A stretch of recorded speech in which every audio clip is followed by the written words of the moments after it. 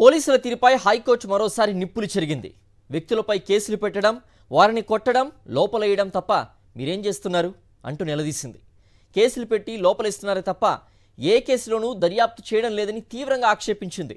Court ఆదేశాలను పోలీసులు చాలా తేలిగ్గా తీసుకుంటున్నారంటూ మండిపడింది. ఇలాంటి తీరును తాము సహించబోమని పోలీసులను హెచ్చరించింది.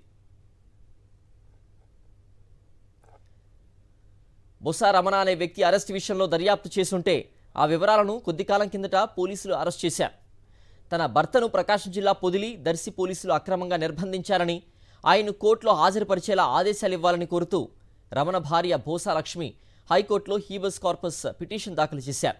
ఈ వ్యాజ్యంపై జస్టిస్ రావు రఘునందన్ రావు ధర్మాసనం ఇటీవల విచారణ జరిపింది. రమణ అరెస్ట్ విషయంలో పొదిలి, దర్శి స్టేషన్ హౌస్ ఆఫీసర్ల వివరణ కోరింది.